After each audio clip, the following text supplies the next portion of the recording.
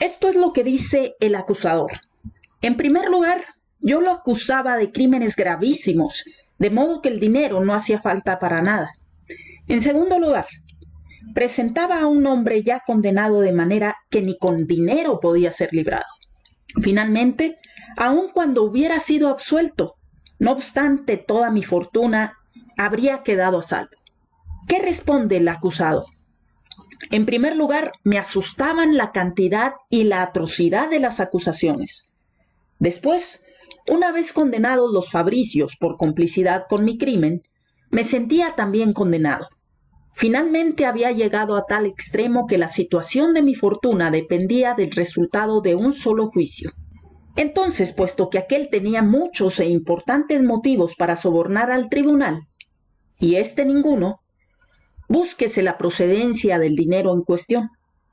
Cluencio ha llevado su libro de cuentas con la mayor escrupulosidad, y esta costumbre tiene la ventaja de que no puede pasar desapercibido nada de cuanto se añade o se quita al patrimonio familiar.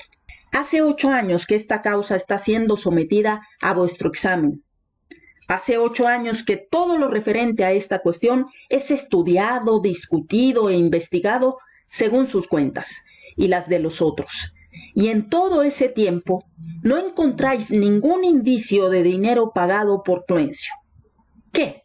¿El dinero pagado por Albio tendremos que olfatearlo yendo tras sus huellas? ¿O podremos llegar, bajo vuestra guía, hasta el mismo cubil donde se esconde?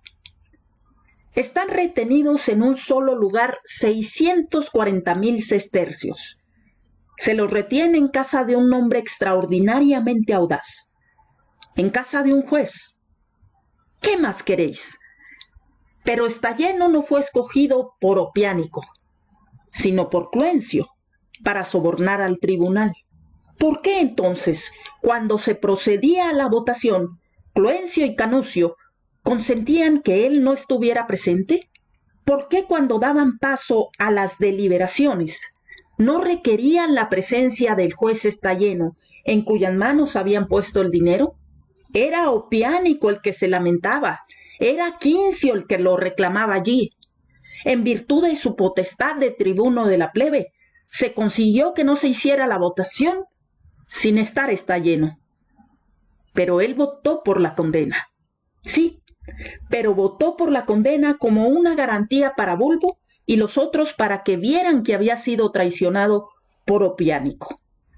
En consecuencia, si resulta que de su parte existe un motivo para sobornar al tribunal, si hay un dinero pagado, si hay un Stayeno, y en fin, toda clase de engaños y osadías, y del lado de mi defendido hay dignidad, una vida honrada, ninguna sospecha de dinero, ni ningún motivo para sobornar al tribunal, permitid que, hecha la verdad y desvanecido todo error, la infamia de aquellos hechos vergonzosos pasen al lado donde ya están las otras maldades, que la malevolencia se aparte de una vez de un hombre en el cual, como veis, la culpa nunca ha tenido cabida. Es que el dinero se lo dio Opiánico a Stayeno no para sobornar al tribunal, sino intentando llegar a una reconciliación. Tú, Atio, hombre de tanta cordura, de tanta práctica y tanta experiencia, ¿puedes decir eso? Dicen que el hombre más sabio es aquel que adivina por sí mismo lo que va a hacer falta. Le sigue inmediatamente el que sabe aceptar las buenas ideas de otro. En cuanto a los necios, ocurre lo contrario, pues es menos necio aquel a quien no se le ocurre nada que quien aprueba las necias ocurrencias de otro. Total que Stayeno, cuando el hecho era todavía reciente, cuando casi se veía ahogado, dio curso a esa fábula de la amistosa reconciliación, sea que la inventara él mismo, sea que, como se decía entonces, fuera aconsejado por Publio Cétego. Porque bien podéis acordaros de que esta fue entonces la comidilla de la gente. Cétego porque odiaba a este individuo y no quería que su maldad tomara parte en los negocios públicos, porque veía que no podía ser absuelto un hombre que había confesado haber recibido, siendo juez, a escondidas y de una manera irregular, dinero del acusado. Le había dado un consejo muy poco leal. En esto, si Cétego no fue honrado, Me parece que quiso deshacerse de un adversario. Pero si el motivo era que Stalleno no podía negar que había cobrado dinero, si por otra parte no había nada más peligroso ni nada más denigrante que confesar para qué, entonces el consejo de Cétego no es censurable. Pero una fue la causa de Stalleno entonces y otra es la tuya ahora, Atio. Para él, que se veía premiado por los hechos, cualquier cosa que dijera sería más honrosa que confesar lo que había hecho. En cambio, me maravilla que tú nos vuelvas ahora con aquella misma comedia que entonces fue objeto de risa y de rechazo. Pues, ¿cómo podía entonces Cloencio hacer las paces con Opiánico? ¿Y cómo con su madre? Constaban en los registros públicos los nombres del acusado y del acusador. Habían sido condenados los Fabricios.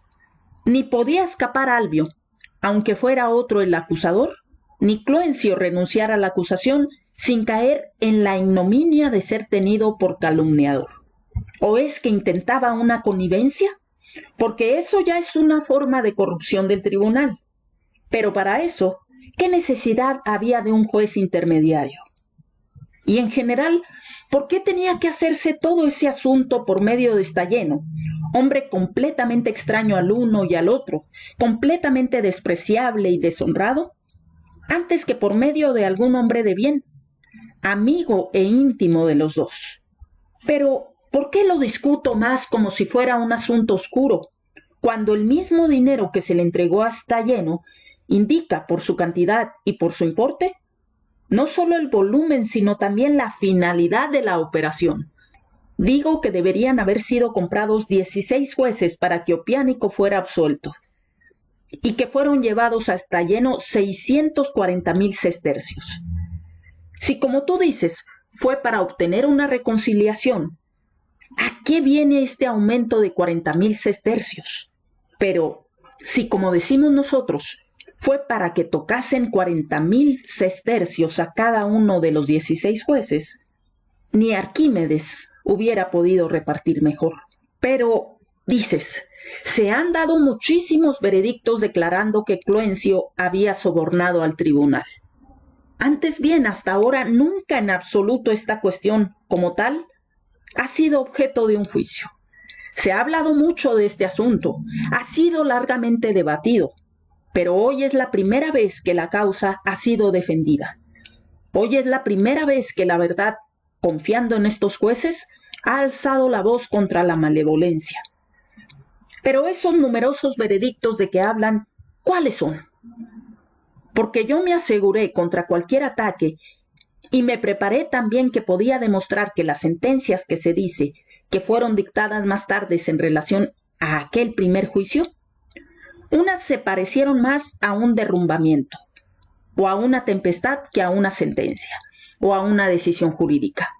Otras no valen nada contra hábito, otras incluso les son favorables, y otras son de tal naturaleza que jamás han sido llamadas sentencias, ni consideradas como tales. Ahora yo, jueces, más por atenerme a la costumbre que porque vosotros no lo hagáis espontáneamente, os voy a pedir que, mientras trato de cada una de estas sentencias, me escuchéis con atención.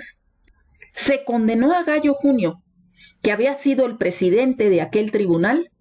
Añádase también, si se quiere, que fue condenado siendo presidente del tribunal. Ni con la causa, ni tampoco con la ley tuvo el tribuno de la plebe el menor miramiento. En un momento en que no era lícito sacarlo del tribunal para ninguna otra función pública, en ese precisamente fue arrastrado ante un tribunal. Pero, ¿ante qué tribunal?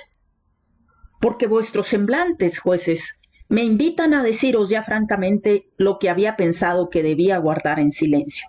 Pues qué, al fin y al cabo, ¿fue aquello un tribunal, un debate o un juicio? Creeré que lo fue. Que diga hoy cualquiera de los que formaban parte de aquella multitud excitada, a la que entonces se dio gusto, ¿por qué razón tuvo que defenderse Junio? Esto es lo que piensa la gente. Cualquiera a quien se haga esta pregunta responderá que fue por haber cobrado dinero. por haber llevado a la perdición a un inocente.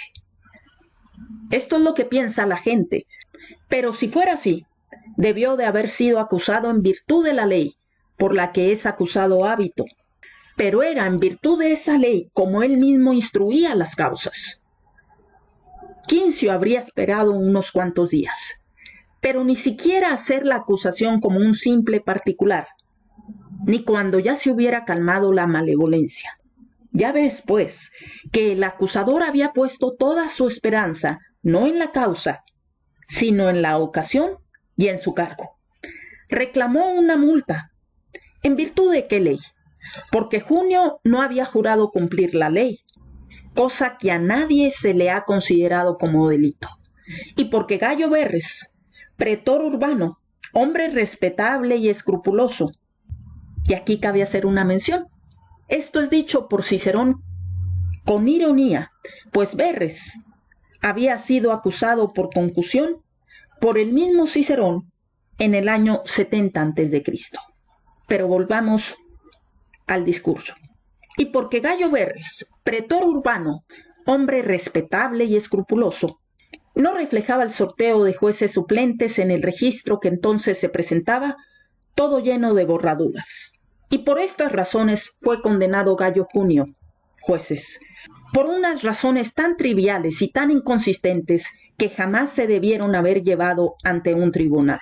Y así fue vencido, no por el peso de la causa, sino por el de las circunstancias. ¿Este es el juicio que a vuestro entender va a perjudicar a Cloencio? ¿Por qué razón? Si Junio no había efectuado el sorteo legal o si alguna vez no había prestado juramento según una ley, ¿por eso con su condena se estaba juzgando algo respecto de Cloencio? No, dice, sino que fue condenado en virtud de aquellas leyes porque había delinquido contra otra ley. Aquí cabe hacer otra aclaración. El adversario parece decir, a Junio se le acusó de no haber prestado el juramento y por no haber sorteado a los jueces suplentes. Sin embargo, se le condenó por haberse dejado sobornar por Cloencio. Cicerón responde que esta forma de juzgar es injusta, ya que cada tribunal solo puede juzgar sobre los delitos que le competen. Con todo, el procedimiento de imputar al acusado, por parte del acusador, toda clase de delitos ajenos a la causa, parece que era frecuente. El mismo Cicerón, para justificar la condena de Opiánico, cita muchos delitos extraños al envenenamiento, que es de lo que fue acusado por Cloencio. Volvamos al discurso.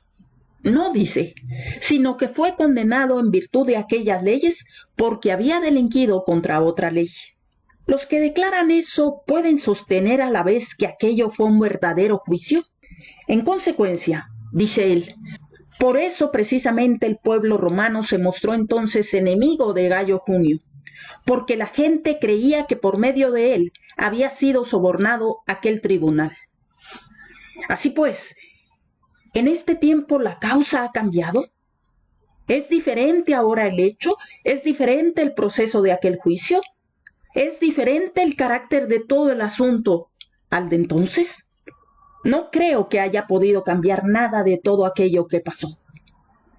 Entonces, ¿cuál es la causa de que hoy nuestra defensa se escuche con tanto silencio y entonces le fuera arrebatada a Junio la facultad de defenderse?